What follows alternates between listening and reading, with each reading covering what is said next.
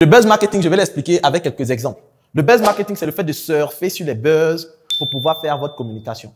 Donc là, par exemple, vous voyez le billet de 2000, on était en fin d'année et l'entreprise a utilisé ça pour faire 2021. Parce que c'est qu'avec le syndicat, on parle de 2000, donner 2000 francs de transport aux femmes. Donc eux, ils ont pris en même temps pour pouvoir faire la communication. C'est du buzz marketing. On s'appuie sur le buzz pour faire la promotion de notre entreprise. Après, nous avons DVSI avec l'histoire du balai qui a serré son cou, qui n'a pas serré son cou, qui n'est pas le voleur. Il y a certaines entreprises qui ont dit qu'eux veulent aider DVSI. Et les gens faisaient les captures pour partager, pour qu'on envoie à DVSI. Mais ces entreprises étaient en train de faire leur publicité. Parce que lorsqu'on dit que Startup Academy veut aider DVSI, on dit, ah, c'est qui Startup Academy? Qu'est-ce qu'il veut donner à DVSI? On dit que c'est les formations. Ah bon, donc il y a tel qui fait les formations. Donc on se base sur le buzz marketing pour pouvoir surfer sur le buzz. Et le dernier, c'est Nyomi avec les de Fier de Bior, sa chanson, qui avait fait beaucoup, je vais dire, de bruit, beaucoup de visibilité. Donc il a dit Nyomi avec les, mais il n'a pas précisé c'est quel lait. Donc Bonnet Rouge a réapproprié ou bien s'est approprié la musique. Et il a fait un partenariat. Et Bonnet Rouge a lancé un challenge. Et le challenge, ils ont mis quoi? C'est Nyomi avec Bonnet Rouge qui est doux. On dit plus Nyomi est lait. On précise maintenant Bonnet Rouge. Et on dit quoi? À la demande générale, le challenge Nyomi avec Bonnet Rouge est lancé. Ensuite, enregistre une vidéo de toi en mode Nyomi avec Bonnet Rouge. Éclate-toi. Le plus important, c'est de te voir manger ton Nyomi avec Bonnet Rouge. Et là, ils sont en train de faire de la publicité. Ils sont en train d'utiliser le buzz pour pouvoir vendre leurs produits, leurs services. Le buzz marketing. Ça va? Donc, voici un peu des éléments qui interviennent lorsqu'on parle de la vente. Ici, nous avons le marketing, nous avons les 4 P du marketing. Lorsqu'on parle du marketing, il y a le produit, le prix, la place, la promotion. Ce qu'il faut comprendre, c'est que la promotion, qui est la communication, vient en dernière position lorsqu'il s'agit du marketing. C'est lorsque nous avons un bon produit, nous avons le prix, nous avons vu comment est-ce que nous allons distribuer le produit que nous commençons la communication. Il y a des gens qui ne mettent pas en place une stratégie de livraison, qui ne savent pas comment livrer les produits. Ils sont sur Facebook, ils communiquent. La personne a Korogo. Il dit, il veut 2 boîtes, 3 boîtes. C'est maintenant dit non, qu'on ne peut pas commander 2 boîtes.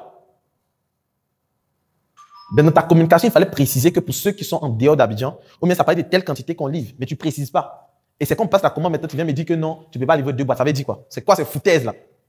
Parce que vous n'avez pas pris le temps de mettre en place votre stratégie de distribution. Mais vous êtes venu communiquer.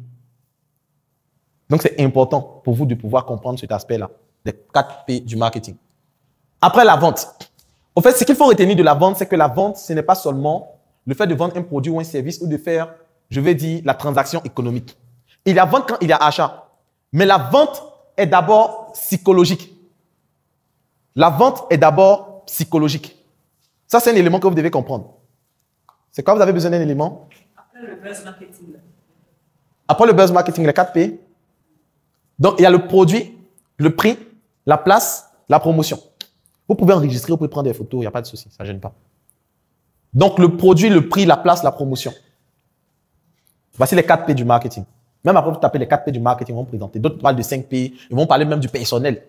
Il y a d'autres qui vont ajouter le personnel, c'est-à-dire que votre staff de travail doit avoir un certain branding, un certain style d'accueil, que tout ça, ça compte dans le marketing.